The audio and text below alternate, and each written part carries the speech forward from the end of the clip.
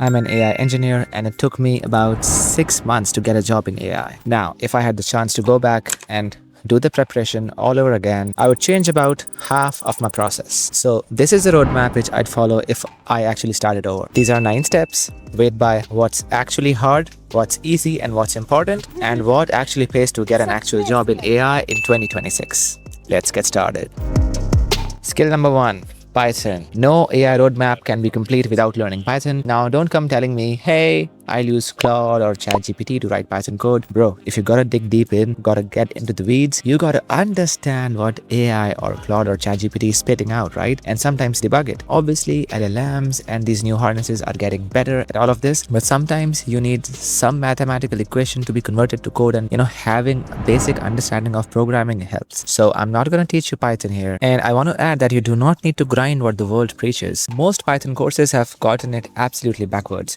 You do not need to grind data structures, algorithms, lead code, all that fluff. What you do need is a basic understanding of functions, classes, and above all, you need to become comfortable making HTTP requests and working with async. All these basics of Python, basics of programming. Like if you already know programming, like learning Python will be a 2-week job. But if you're starting fresh, then I would highly recommend you start with Python as your first programming language, because it's not only going to give you the fundamentals that you need to succeed in the industry, but will also help you with machine learning.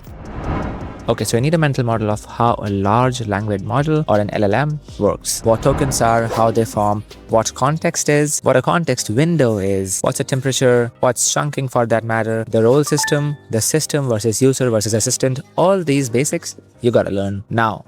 I personally went a lot deeper into it because I like mathematics and I dig deep into that. I went into the actual matrices and the equations and the actual math underneath. And I'll be straight with you, you do not need all those things. I did that partly, as I mentioned, because I like math, and also some of my courses in robotics and AI and machine learning needed me to get those skills. But I'm telling you all this because this is the exact step where most people quit. If you want to get into machine learning, into AI engineering, into tech right now in 2026, this is the hard part that almost all the roadmaps will tell you to do, and you'll quit here. You'll do one of these courses, even free courses on YouTube. You'll start reading about, attention mechanisms, and then you hit linear algebra. And because you haven't touched, any of your math equations since you left high school, or maybe your freshman year, you decide that you are not smart enough for this. I am telling you, that is the wrong approach. The job that you're training for is a software engineering job, and AI engineering runs on top of software engineering. It is the actual machine learning researchers who need to go in depth of those equations and those math models and all that jazz. Pretty dope stuff, according to me,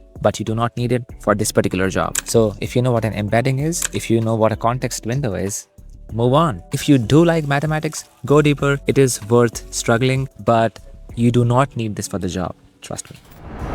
So anyone can make just one API call to Anthropic or OpenAI. You can do it in one afternoon and think you just didn't do anything. That's child's play, at least if you have the programming basics. This skill is when you implement when a call fails, because it will. You will hit rate limits, your request will time out, you will get responses back which is technically valid but is of no use. Most importantly, you'll get a bill that you weren't expecting.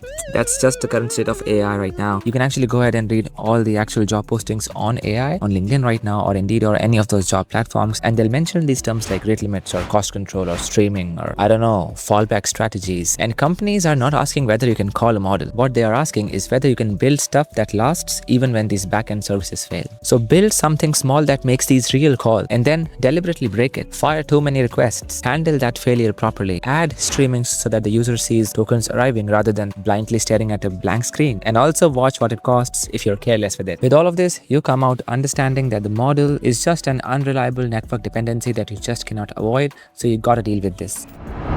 Every roadmap will call this step prompt engineering, but according to me, that died in 2024, or when Opus 4.5 arrived or whatever. Initially, when ChatGPT came out, you would ask the model to think step by step, and then it would produce better answers. But then models got so much better. They got so much better in general, and also at understanding what you're telling them. So the phrasing stopped being the bottleneck, and what is in front of the model became the bottleneck. Like after all the information that the model gets, what can it do with that? That became the bottleneck, basically the harness. And all of that is context, and that's why this skill is called context engineering, and it is evolving into loop engineering and graph engineering or whatever, but it is all about context. Deciding what information lands at what window and what stuff you are deliberately keeping out, what calls you are allowing to make, what calls you are stopping. stuff like that. The number that made it click for me, multi-step work with tool calls. Your instruction is roughly 5% of what the model sees. The other 95% is just everything else. The relevant documents, the other relevant instructions, tool definitions, state management is a big part of it. Prompt engineering is just about that 5%,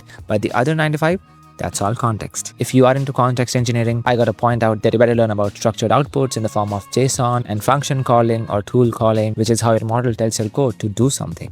Both sort of used to be their own chapters initially, but I would say that's not a separate skill anymore. They are actually what context engineering looks like in practice now. Okay, the elephant in the room, RAG, which stands for Retrieval Augmented Generation. You take a model and you let it answer your data from your documents maybe, or from your database, or your company's knowledge, instead of what it learned in training. Like, this is different from training a model from scratch. It is about taking a pre-trained model and then sort of doing some tech stuff to make it answer questions. In a lot of these job postings that are listed for AI engineers, RAG is a big part of it because it is more than prompt engineering. It is more than agents. It is also more than fine-tuning a model because it gets you the results. I've built RAG systems with assumptions that the model was the hard part, that was the bottleneck, the reasoning, the generation, the clever bit. But it wasn't. The hard part for the search, the chunking, indexing, embedding, all these terms. And if you don't know about all these terms, there are courses online. I can list some down below in the description. Gotta go and you've got to learn RAG from scratch, and then it'll give you an intuition of what retrieval looks like. An agent in a model is a loop with tools. It decides to call something, get something back, and then decides what to do. Everything else is just plumbing around it.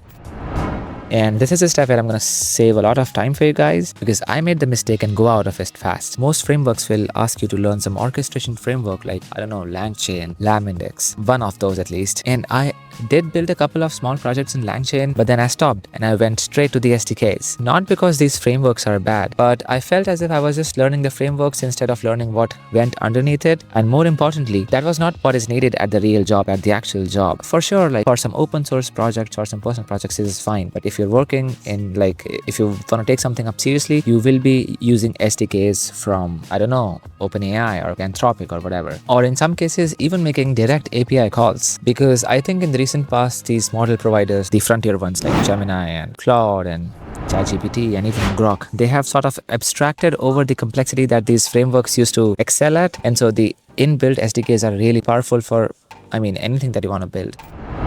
So evals are systematic tests that judge if your AI system is actually doing its job. This is the problem it solves. I want you to sit with me for 1 minute because it is sort of strange if you're coming from a tech background. In a regular software engineering job, you write a test, right? It passes or fails and it gives you the same answer every time. That's a whole contract. It is fully deterministic. But language models, as we all know, are not deterministic. Same input can mean different outputs. So what does working even mean? You can change a prompt to fix one thing. How do you know if you did not break the other stuff? You swap in a new model version because you think it's cheaper. Is your product now better or worse? And more importantly, is it more expensive or less? You cannot answer any of those questions by trying a few things and then just going by the feel of it. And in this case, evals are the answer. You build a set of test cases with known good outcomes. You run your system against that and you get a number. And now you can change something and see if the number moved. That's it. That is the whole idea. It is not exotic. You can go deep down in this, but this is the whole idea. It's like writing unit tests for your code. Most roadmaps won't even cover this, but this is a very important part if you're building like large scale enterprise or large scale, even solo applications.